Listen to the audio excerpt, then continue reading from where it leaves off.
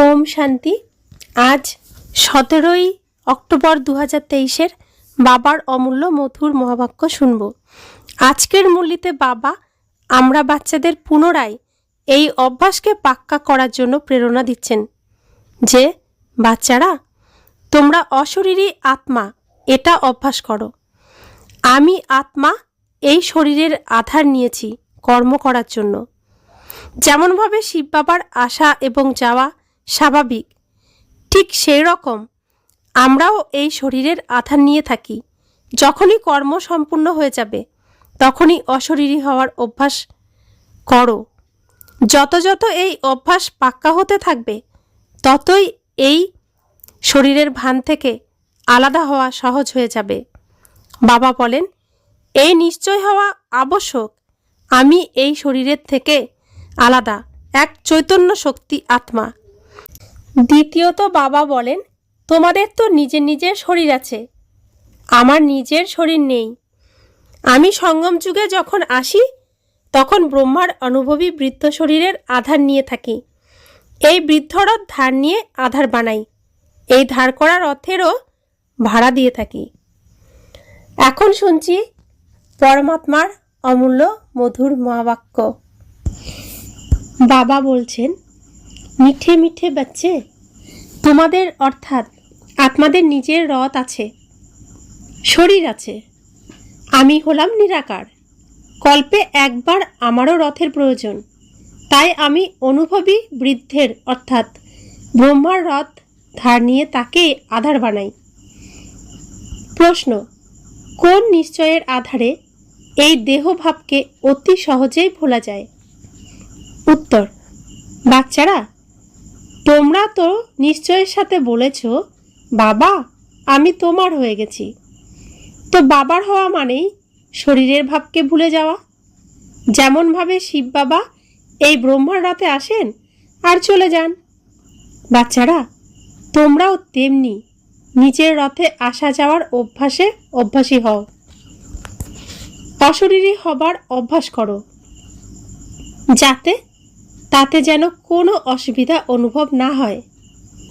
নিজেকে নিরাকারী আত্মা মনে করে নিরাকার বাবাকে স্মরণ করো। গীত। ওম নমঃ শিবায়। ওম শান্তি। শিব বাবা বাচ্চাদেরকে এই ব্রহ্মার রথের মাধ্যমে বুঝিয়ে থাকেন, কেননা আমার নিজের কোনো রথ নেই, অর্থাৎ বাবার নিজের কোনো রথ নেই। অথচ আমরা কত ভাগ্যবান, আমাদের নিজেদের শরীর থাকে, নিজেদের রথ থাকে, আর স্বয়ং ভগবান তার নিজের শরীর নেই, অন্যের শরীর তাকে ধার নিতে হয়, অন্যের শরীরের আধারেই তাকে পৃথিবীতে কর্ম করতে হয়। তো পরমাত্মার থেকেও আমরা ভাগ্যবান হয়ে যাচ্ছি না? বাবা বলছেন, আমার তো রথের অবশ্যই প্রয়োজন। তোমাদের অর্থাৎ প্রত্যেক আত্মারই তো নিজের রথ রয়েছে। ব্রহ্মা, বিষ্ণু, শঙ্করেরও সূক্ষ্ম শরীর আছে। লক্ষ্মী নারায়ণ প্রভৃতি সব আত্মাদেরই শরীররূপী রথ থাকে, যাকে অশ্ব অর্থাৎ ঘোড়াও বলা হয়। যদিও বাস্তবে তারা মানুষই, মানুষদেরই তো কিছু বোঝানো সম্ভব, পশুদের কথা পশুরাই বুঝতে পারে। এই দুনিয়াটা হলো মনুষ্য সৃষ্টি জগৎ, তাই মনুষ্য সৃষ্টির বাবা তোমাদের অর্থাৎ মনুষ্যদের সামনে বসেই সেসব বোঝাচ্ছেন।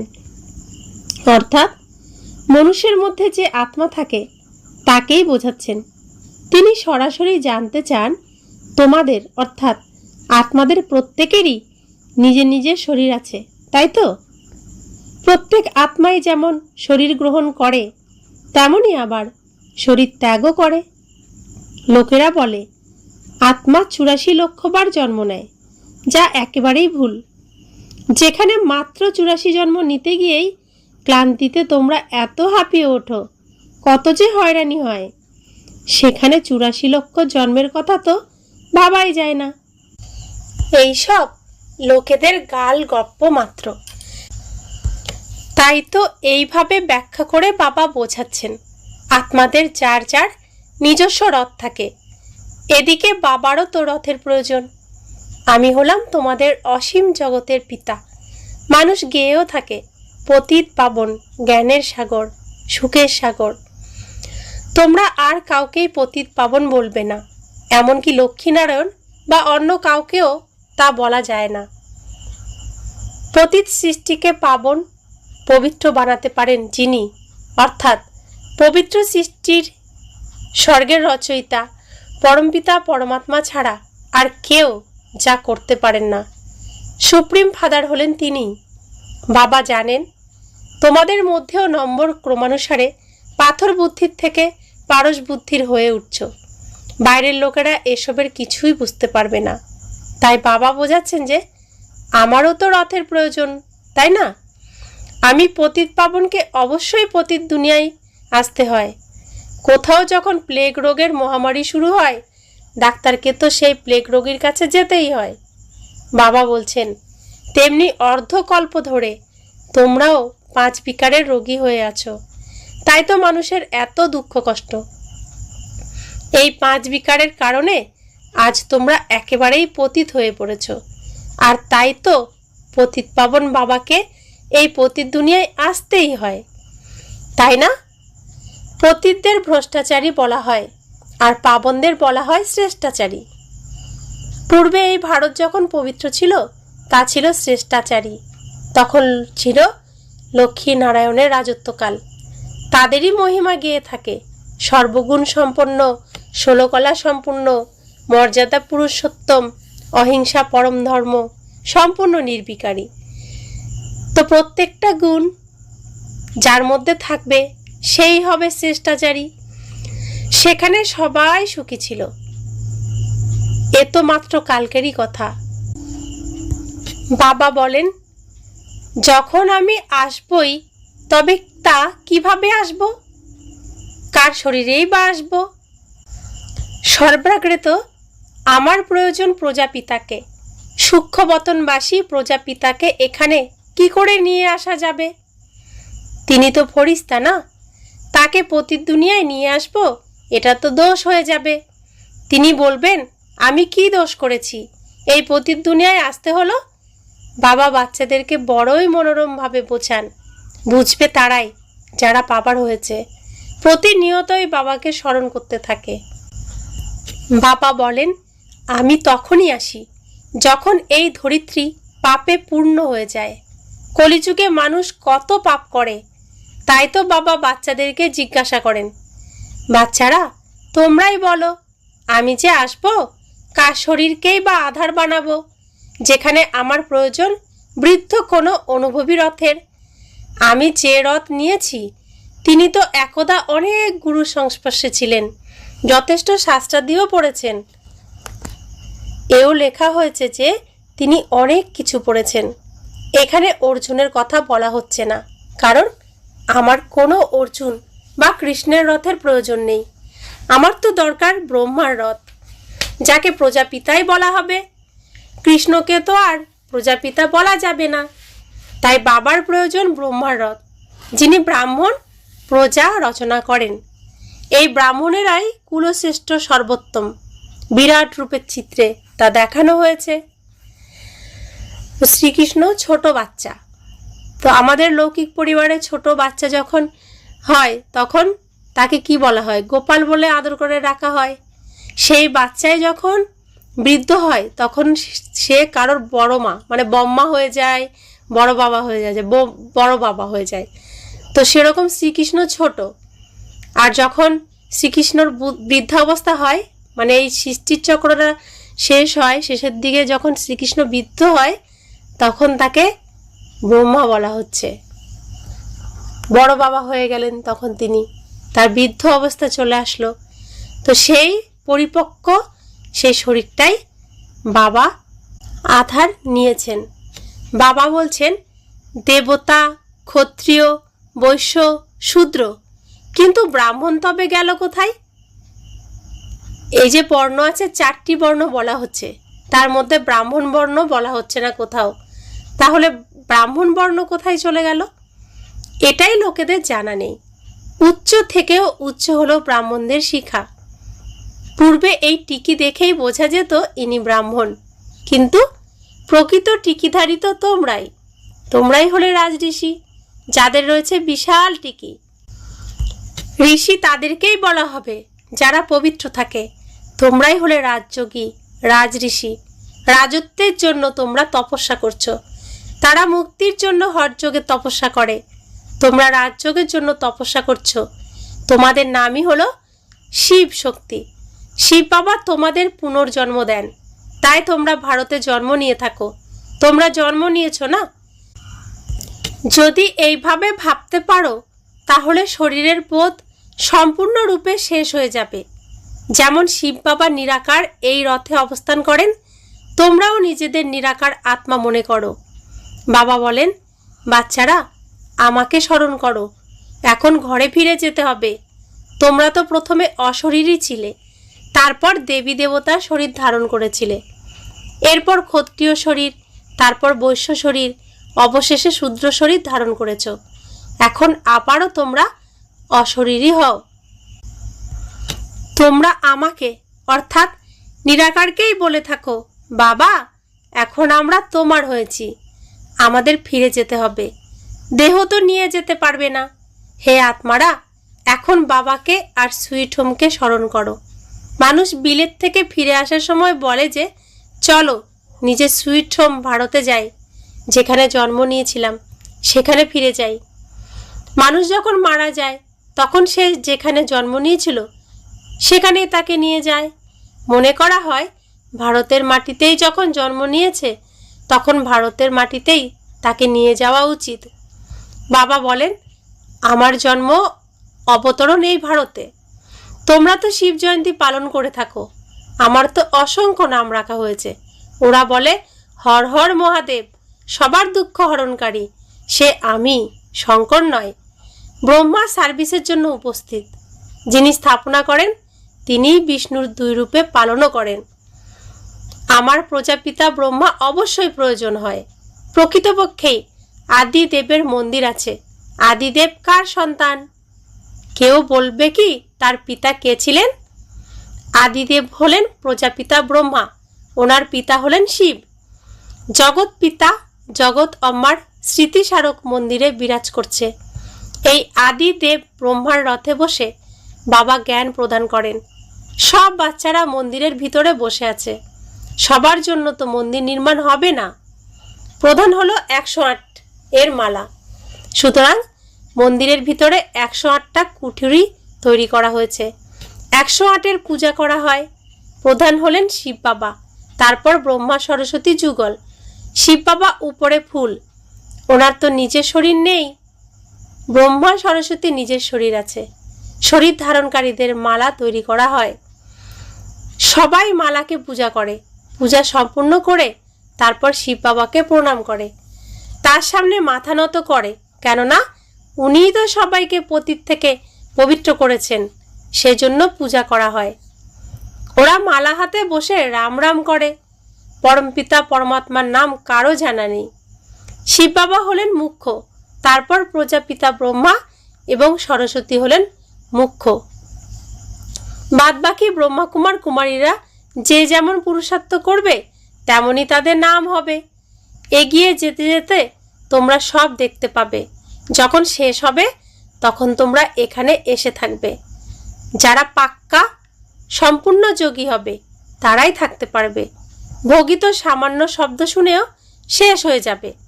কিছু মানুষ অপারেশন করা দেখেই আনকনসাস অর্থাৎ অজ্ঞান হয়ে যায়। দেশভাগের সময় কত মানুষ মারা গেছে।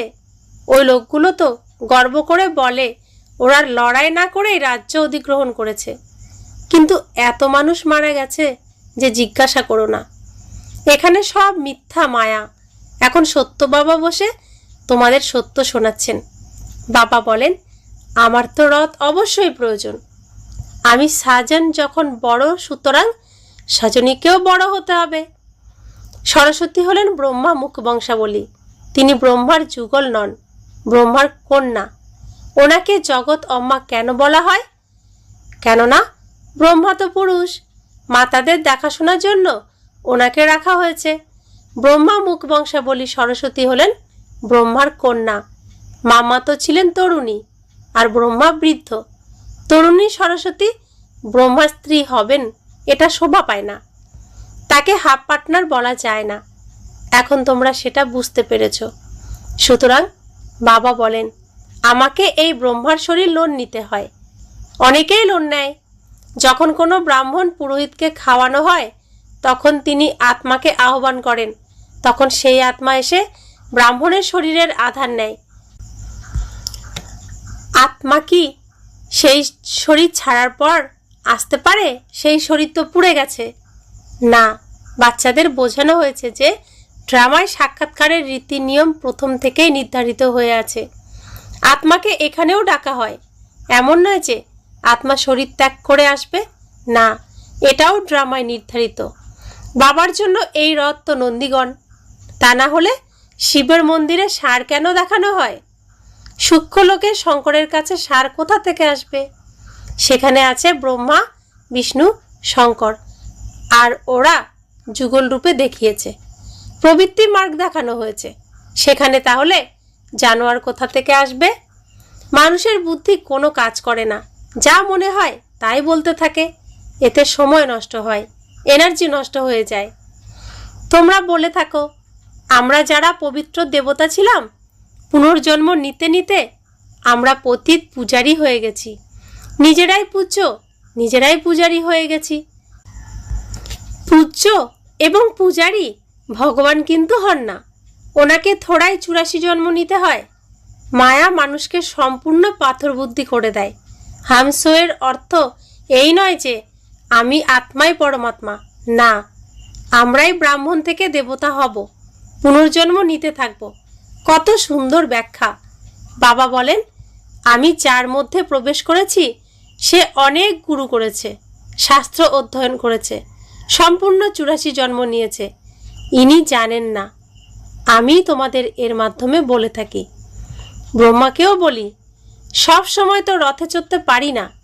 আমি ব্রহ্মামুখ বংশাবলী ব্রাহ্মণদের বলে থাকি, আমার রথের প্রয়োজন পড়ে, তাই না? তোমরা বাচ্চারা আমাকে স্মরণ করো আর আমিও চলে আসি। আমাকে তো সার্ভিস করতে হবে। সুতরাং শ্রী শ্রী শিবের শ্রীমতেই ভারত পবিত্র হয়ে ওঠে। নরকবাসীদের শ্রী শ্রী টাইটেল দেওয়াটা ভুল। পূর্বে শ্রী নাম ছিল না, এখন তো সবাইকে শ্রী টাইটেল দিয়ে শ্রেষ্ঠ বানিয়ে দিয়েছে। শ্রী শ্রী হলেন শিব বাবা, তারপর সূক্ষ্মলোকবাসী ব্রহ্মা, বিষ্ণু, শঙ্কর এবং তারপর লক্ষ্মীনারায়ণ। এটা বোঝার বিষয়।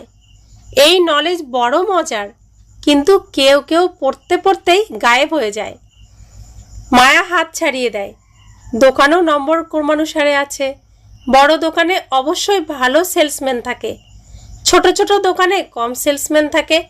সুতরাং তোমাদের বড় দোকানেই যাওয়া উচিত। সেখানে মহারথী থাকে। মাতাদের তো অনেক সময় থাকে, পুরুষদের কাজকর্ম করতে হয়, সুতরাং তারা ব্যস্ত থাকে। মাতারা তো ফ্রি থাকে, খাবার তৈরি করে, ব্যাস। পুরুষ তোমাদের জন্য বন্ধন তৈরি করে। ওরা মাতাদের, ব্রহ্মাকুমারীদের কাছে যাওয়া আটকে দেয়, কারণ ওরা শুনেছে যে সেখানে গেলে বিষ অর্থাৎ বিকার বন্ধ হয়ে যাবে। সুতরাং ওখানে যেতে বাধা দেয়। শিব বাবা এমনই পিচ্ছিল যে তোমরা তাকে ক্ষণে ক্ষণেই ভুলে যাও। বাবা সম্পূর্ণ সহজ পথ বলে দেন যে আমাকে স্মরণ করো, তবেই তোমাদের পাপ ভস্ম হয়ে যাবে আর তোমরা আমার কাছে আসতে পারবে। স্মরণ না করলে পাপও ভস্ম হবে না, আর সঙ্গে করে নিয়েও যাবেন না। তারপর তো সাজাও ভোগ করতে হবে। ভক্তিমার্গে ছাঁচ পান করে এসেছ, মাখন তো তোমরা সত্যযুগ ত্রেতায় খেয়ে শেষ করে দিয়েছ। নিচে তো ছাঁচটুকুই পড়ে থাকে। ছাঁচও প্রথমে ভালো পাওয়া যায়, এরপর শুধুই জল থাকে। সত্যযুগ ত্রেতায় ঘি দুধের নদী বয়, এখন তো ঘিয়ের কত দাম বৃদ্ধি পেয়েছে। अच्छा, मीठे मीठे सिकिलते बच्चों प्रति मात पिता बाप दादा का याद प्यार और गुड मॉर्निंग। रूहानी बाप की रूहानी बच्चों को नमस्ते। हम रूहानी बच्चों की रूहानी मात पिता बाप दादा को याद प्यार गुड मॉर्निंग और नमस्ते नमस्ते नमस्ते। शुक्रिया बाबा, शुक्रिया बाबा, शुक्रिया। धारणार जोन्नो मुख्य सार। एक, রাজঋষি হয়ে তপস্যা করতে হবে। পূজনীয় মালায় আসার জন্য বাবার সমতুল্য সার্ভিস করতে হবে। পাক্কা যোগী হতে হবে। 2, নলেজ বড় মজার, সেজন্যই একে রমণীয়ভাবে পড়তে হবে, মুষড়ে পড়া উচিত নয়। বরদান, ভ্যারাইটি অনুভূতির দ্বারা সদা উৎসাহ উদ্দীপনায় ভরপুর হয়ে থাকা বিঘ্নজিৎ ভব। প্রতিদিন অমৃতবেলায় উঠে সারাদিনের জন্য ভ্যারাইটি উৎসাহ উদ্দীপনার পয়েন্টস বুদ্ধিতে ইমার্জ করো। প্রতিদিন মুরলি থেকে উৎসাহ উদ্দীপনার পয়েন্টস নোট করো। ভ্যারাইটি পয়েন্টস উৎসাহ উদ্দীপনাকে বাড়িয়ে তুলবে। মনুষ্য আত্মার নেচার এই যে আত্মারা ভ্যারাইটি পছন্দ করে, সেজন্যই জ্ঞানের পয়েন্টস মনন করো বা রুহরিহান করো। ভ্যারাইটি রূপে 0 থেকে নিজের হিরো পার্টের স্মৃতিতে থাকো, তাহলেই উৎসাহ উদ্দীপনায় ভরপুর থাকবে এবং সব বিঘ্ন সহজেই সমাপ্ত হয়ে যাবে। স্লোগান, নিজের অবস্থাকে এমনই শান্তচিত করে তোলো যাতে ক্রোধের ভূত দূর থেকেই পালিয়ে যায়। ওম শান্তি।